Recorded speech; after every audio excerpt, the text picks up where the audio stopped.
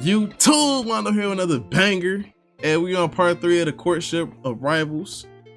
Man, look, I've been enjoying it, man. I'm glad y'all recommended it to me. I really been enjoying this. It's really opening my eyes because both of them is great players and they kind of similar in gameplay as well. Bro, I was just amazed on how they grew up.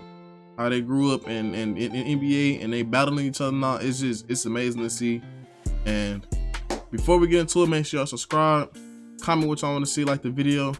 And I know y'all can't wait, so let's get straight into it. That's why we hated each other too, because we knew we were mirrors of each other. I think for a while the two of them had to come to grips with that.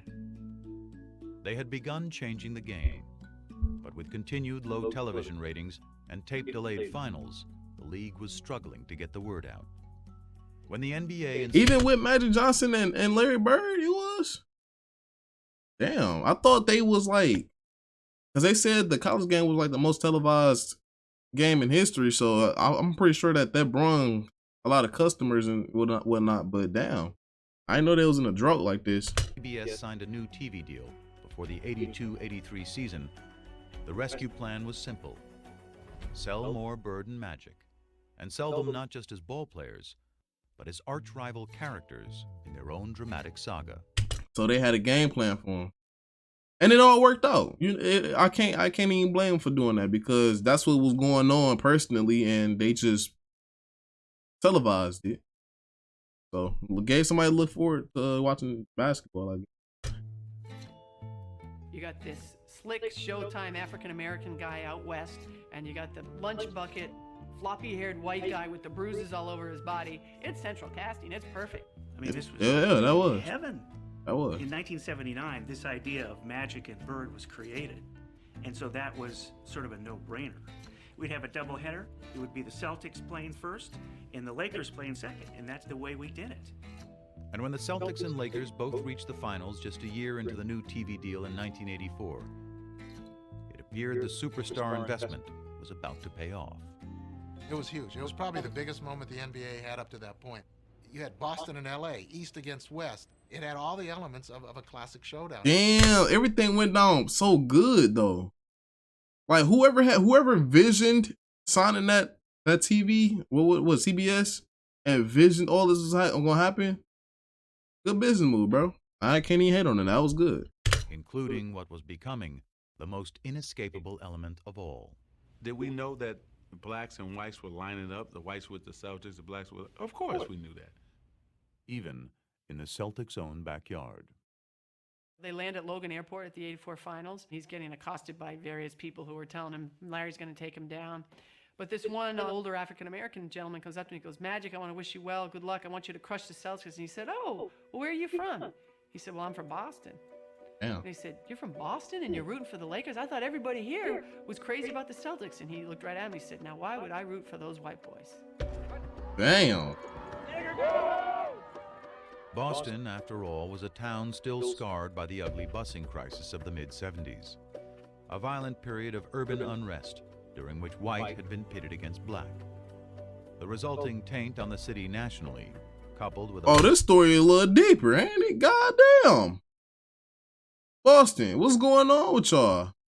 I know somebody from here, but I know an OG from here. Hey, what's going on? Was you a part of that, bro? Like, what? Damn. Let's keep it professional. Let's keep it basketball and basketball only, you know? Boston roster littered with white players affirmed to many black Americans that the Celtics were not the team for them. Even today, people said, "You played with the Celtics, and you know I hated you at that time. You know, I wanted Magic to win. I didn't want that damn Larry Bird to win. We had all these black players, but they looked at us because we had Larry Bird leading us as a team that was white." They were perfect archetypes for what was becoming the biggest story in sports. But for the real-life players, the narrative was much simpler. It's finally going to happen. We get to go head-to-head again. Again. It's just a matter of rolling that ball out there and let's get it on. Damn, I know Larry Bird wasn't playing. And Matt, ooh-wee. Ooh-wee, let's see what's going on. In each of the last 4 NBA World Championship Series, either Magic or Bird has competed. But this is the first time that the two have gone head-to-head for the title. From college, we all know that Larry Bird was on 10. He taking it personal. Let's see what he do on the big stage. The real big stage. NBA. It don't get no better than that. Let's see. Man, we jumped out on them that first game, and we won in Boston. Damn. And with less than a minute to go in Game 2, the Lakers were closing in on a commanding series lead.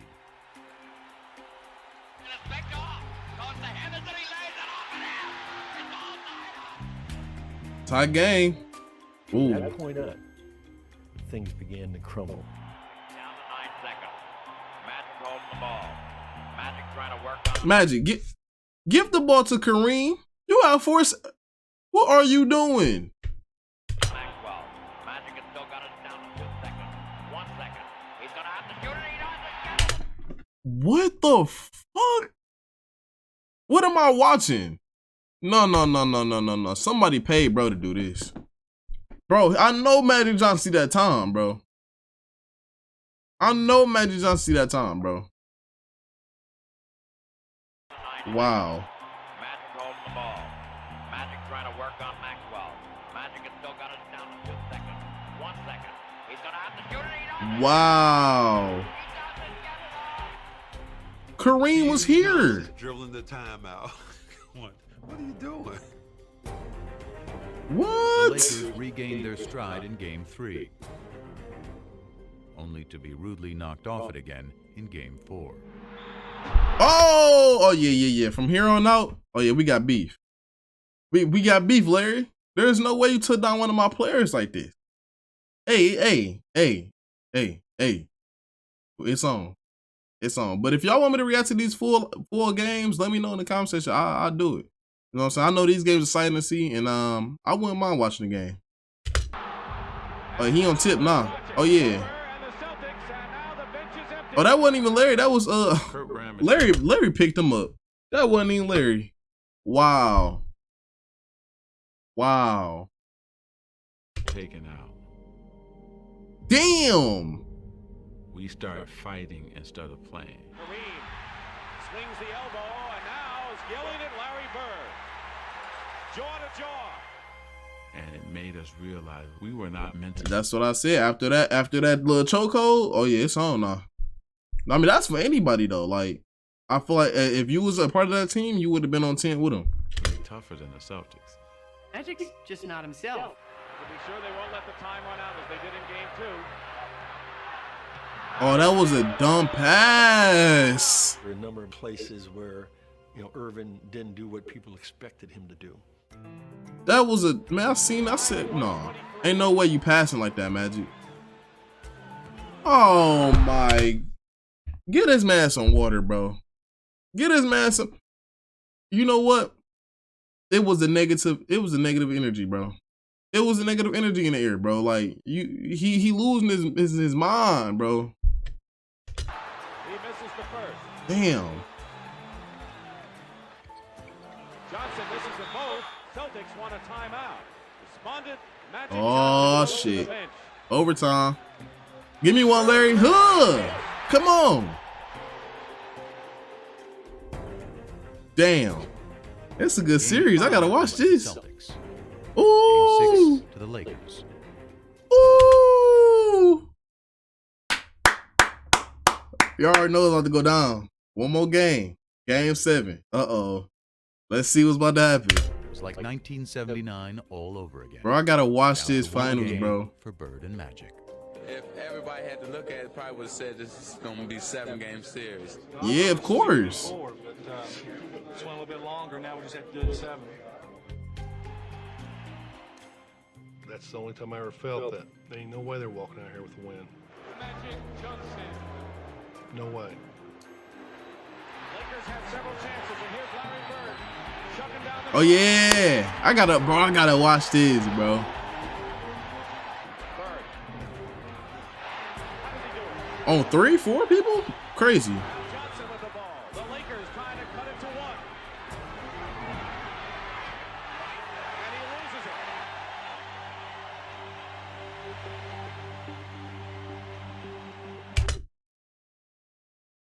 102 to 109. Yeah. Yeah, it's over.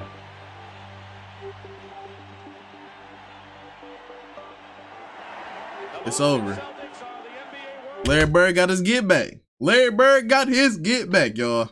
I know he was happy. But Magic Johnson, hey, he got one up on him now. We on a big stage, bro. That college stuff don't matter no more.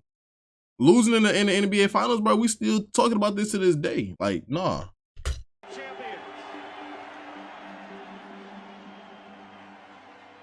Look, he hurt. He hurt. Oh yeah, it's time to work. And being the guy who's going to win it for us and deliver under pressure, and it didn't happen. I hope he was hurting. Hope it killed him. Yeah. He made some bad plays down the stretch, and nobody in there was happier than me. You know, not only winning the game makes you feel good, but just knowing the other guy's suffering, and you know he was. I remember after the game that both he and I were in the showers crying and stayed in there for about 35, 40 minutes. It was hard because not only had we lost to the Boston Celtics, he had lost to his nemesis, Larry Bird. Yeah, that shit hurt. I know it do.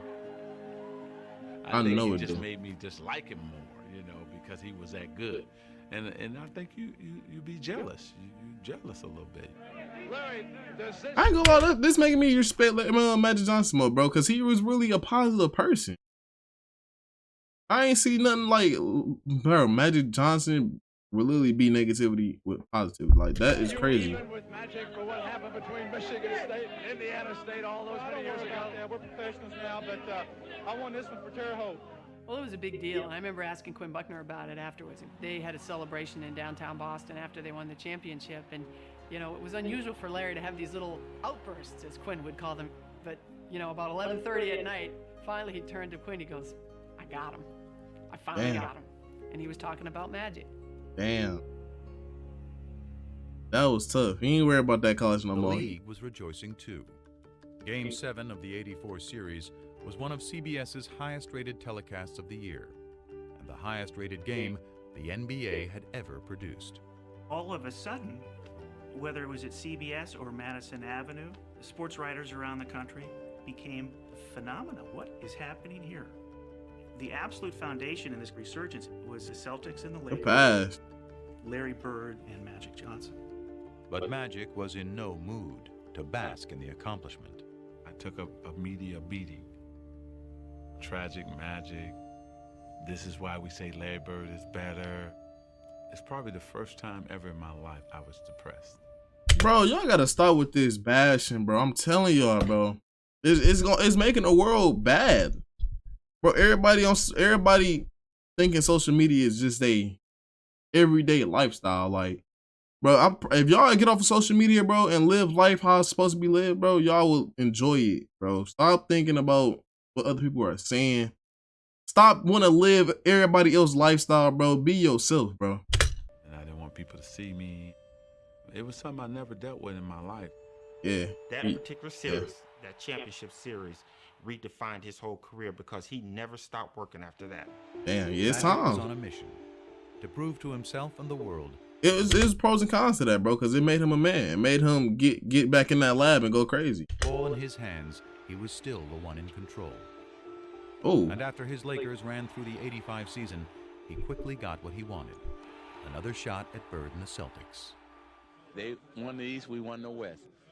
So it's like everybody just get ready, sit back, and let's enjoy the show. He's still smiling. That smile belied the intensity of the clash that awaited. If I had a glass of water and any of those guys had been on fire, I would have drank the water and watched them. Damn, that's what it came to? Damn. They called us, you know, chokers and sissies. You know, we didn't like that, and they thought less of us. I knew they did. 85. There's no way Brody didn't flip, bro. There is no way he actually flipped, bro. Larry Bird did not push you like that, bro. And they thought less of us. I knew they did. Oh, yes, he did. Bro done rolled in the... Dog. There's no foul, there's no tech, there's none of that in this time, bro. That's crazy. '85, we played Damn. 4 times in exhibition season for some reason. I don't know why they scheduled that. By the 4th game, there was an all-out brawl. They call this one of the greatest rivalries in all of sport, the Celtics and the Lakers. And if that is true, it is the most one-sided rivalry in all of sports. 8 times these two have met for the NBA championship, and 8 times the Celtics have won. What? Bro, the Celtics was 8-0 against the Lakers? Bro, what? Bill Russell was going crazy. In his 6th year for Michigan State and number 32, Magic Johnson. But in the '85 finals, Magic changed the script. Over 6 grueling games, he masterfully controlled the pace with all-around brilliance. Good pass. Behind their point guard, the Lakers finally knocked out the Celtics, winning the clinching game in the Boston Garden. 3 in 6 years. And they won in Celtics. Oh, I know that felt good. Oh, LA comes to Boston and wins the world title. damn. That was in '85? Damn. Redemption for one Magic Johnson. It's a long year last year to wait for this moment right now. What they gonna say about Larry Bird now? I wanna see what y'all gotta say about Larry Bird. Magic had evened the score with Bird on the NBA floor. But the significance of their rivalry and their relationship was still just taking hold. We still got time. You crazy. I said, you're crazy. I'm not shooting no commercial with Larry. So I said, okay, what, we're gonna shoot it in LA? I would never went to LA to film it. Well, where are we gonna shoot it? Convinced Magic and Bird to film a sneaker ad together in the summer of '85, a question remained. How would the two hated rivals on the court get along off of it? I don't know how he's gonna react. I don't know how I'm gonna react. We didn't even shake hands, so how are we gonna do a commercial together? The ad was to be filmed at the home Bird had built for his mom. It featured a full-length... Bro, that was a driveway. Hold on. The ad was... This is the driveway he wanted to do, and he got injured. You crazy boy. God damn, boy. That driveway about quadruple times what I got right here. God damn. But hey man, this sounds like a little lesson for Magic. He get to really see like his opponent and what he really been through, and just mutual respect, bro. Was to be filmed at the home Bird had built for his mom. That's a nice home, though. It featured a full-length basketball court, the day's first location. So they say, okay, you're playing one-on-one, and I'm looking at Larry, and he's looking at me like, is this real? Are we playing? Right. Because, you know, this is Magic and Bird. I could just hear Larry, starting in on, well, you bring it to the basket, and I'm going to send it 30 rows up. So the guy was like, no, not like that. A fun game. We were both like, oh, okay. Like, like you can see this relief coming over both of our faces. That brief détente led to the next stage, dialogue. We sat down next to each other. How was your summer? Oh, it's going good. How was yours? It's going great. I said, man, it's a nice spread you got. And he's asked me, is this where you play?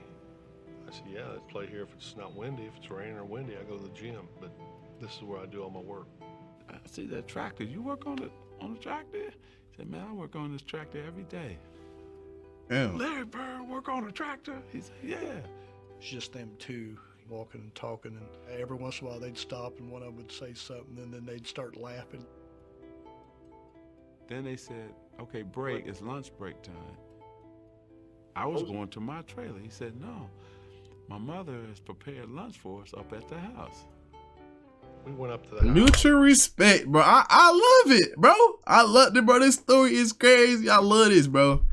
Bro, mutual respect, bro. Well balanced, bro. They came from being hot-headed. Oh, I gotta beat you. To some dialogue, bro. We gotta get to know each other now, bro. We've been seeing each other since college. Yeah, it's time. It's time. All that beef, we can handle that on the court, but outside, come on. Let's enjoy our time. Live life. Get to know each other. And we good. Awesome. We sit down there and we talked, and my mom, my brothers thought the world of him. His mother was so nice, making sure I had enough to eat. Wow. I just saw my mother. It was crazy. He charmed her. I mean, you can see it. But that's Magic. He makes everybody feel welcome and warm, and he's a con man. Positive man, bro. And while Magic charmed Georgia Bird, it was someone else who intrigued her son. He met Irvin at lunch. Irvin is a good dude. I like Irvin a lot better than Magic. I was just so happy to finally be Irvin with him, because Magic was like, I don't know if I want to get to know this guy. But Irvin got a chance to talk about family, how he grew up. We just became two relaxed guys, just talking. That day was great. That's good. Great day. Beautiful day. Still, for Bird, ever the competitor, that's all it was. Just one day. Magic thinks the next year, okay, well, now we're great friends, so. Oh, nah. This is where you messing up. Bro, the competition don't stop. What's happening off the court don't happen on the court. Ain't none of that. Ain't none of that. Nah. I even know that. We gonna ball. Hey, I got something to do. You got something to do. And at the end, only one of us can be on top. After the game, we're going to go out, we're going to have a beer. And Larry's like, no, you're No. right. I know you better. You're a good guy, but I still don't want anything to do with you. He's a happy-go-lucky guy. If me and him got to be really good friends, go out on the court, he could still play the same game. I couldn't. I mean, that's just the way it is. I feel it, Larry. But when the ad hit the airwaves, for others, the perception changed. I saw those limousines going through the cornfields, and I said, no. They didn't sell themselves out. I heard Converse made a pair of Bird shoes for last year's MVP. Yep. But they made a pair of Magic shoes for this year's MVP. Okay. Damn. Show me what you got. Well, this is really a business thing. The Bird shoe, the Magic shoe. Hey, some of the OGs tell me, did these shoes sell out? Did y'all get both here? Let me know how this really went down, because I know Converse was a thing back then. And it still is, to be honest with you, but let me know like how this commercial really affected Converse, bro. I don't know. Y'all gotta let me know. And maybe that's where the business thing started to get bigger and began to trump who they both really were. It polarized the whole Damn. idea of lunch bucket versus Hollywood, white versus black. Just cemented all the differences between them. Kids weren't wearing black gym shoes because they didn't want to be associated with the Larry Bird camp. You wore your white Converse. Wow. The basketball rivals had morphed into cultural warriors, and race, more than ever, had become an unavoidable part of the conversation. But nothing about Bird and Magic had ever been as simple as black and white. Bro, I didn't know Spike Lee was. I know he was an older guy. I didn't know he was back when Larry and Magic still down. Spike Lee been in the game for a minute. One of the big reasons this rivalry became so emblematic of so many things is because it was an easy dichotomy for people to understand. But it's crazy to simplify it as saying white people like Bird and black people like Magic because 13% of the country is black. But it wasn't like 87% of basketball fans preferred the Celtics. Zach. Who's your favorite basketball player? Magic Johnson. Who's your favorite movie star? Eddie Murphy. Pina, all you ever talk about is nigga this and nigga that. And all your favorite people are so-called niggas. It's different. Magic, Eddie, Prince are not niggas. I mean, they're not black. I mean... What the... Let me explain myself. Has the N-word ever been used by a white person No. to describe Irvin? I doubt it. No, that's crazy. But as Magic enjoyed his image as a crossover star, it was Bird, the one-time great white hope, who had further emerged as the polarizing racial figure, due in part to that era's increasingly conservative political climate. The rolling back institutionally of the achievements of the civil rights movement were going on apace from about 1975 on. But the triumph of the movement that rolled it back took place in the 1980s. And I think there was people who were very aware in the black community of what was going on. And I think there was a lot of sublimated frustration. And I think one of the ways it got sublimated was into basketball. And I think Larry, through no fault of his own, was the receptacle. Wait, they bringing the president into this too? In which the lingering resentments somehow floated. And after Hey, Bird led the Celtics good. to the championship in 1986, his third in the pros, winning his third straight MVP award in the process. Damn, so 84 Celtics, 85 Lakers, and he back 86. Let's see. The resentment grew. I always felt that the press was biased in favor of Larry Bird. It always felt to me like they were gonna make Larry the hero. You know, you'd see somebody score, and Larry would be in a cast in a suit on the bench, and they'd say, Larry Bird made that possible a couple weeks ago when he told that guy he could do it, and he just did it. See, no, that's crazy. If they was really doing that, hey, bro, that's crazy. What Larry Bird got to do with that? He on the sideline chilling. But, I mean, his name is just powerful at this point, bro. He's that guy. And I'm pretty sure if they would have said that Magic, bro, they Showtime, Magic Johnson, they was using his name just as much as they using Larry Bird's name. So, I mean, it worked both ways. They gonna get his motherfucker the assist, and he not in the game?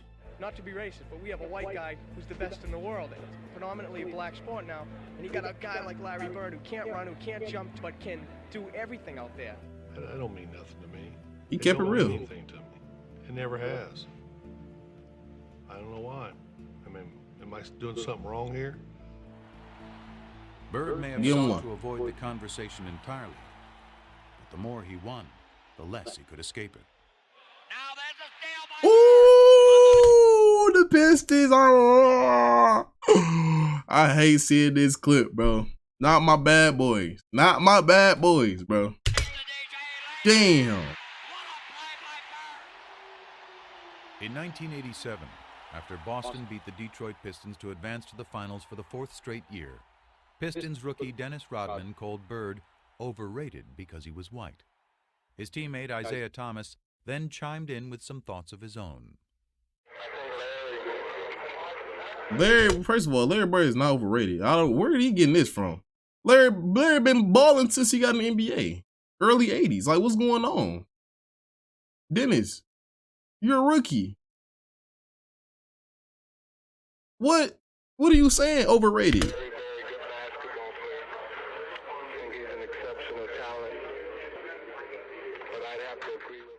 Damn. If he was black, he'd be just another good guy. Damn. I can remember in the locker room, I think it was Jack McMullen came up to me and said, Isaiah just said, boom, boom, boom, boom. And I go, so? He didn't care. He didn't care. Everybody else around him cared. Hold on, y'all. I gotta end it right here, bro. Because we get into another another stage. You know what I'm saying? This part 4 on the way. Part 4. Just bear with me. I'm gonna drop it. Just bear with me. But if y'all enjoyed this as much as I did, get a thumbs up. Subscribe if you're new. Comment what y'all want to see. And look, bro, I ain't gonna lie, this is getting good, bro. Now we on to the bad boys, 87 up. Hey, bro.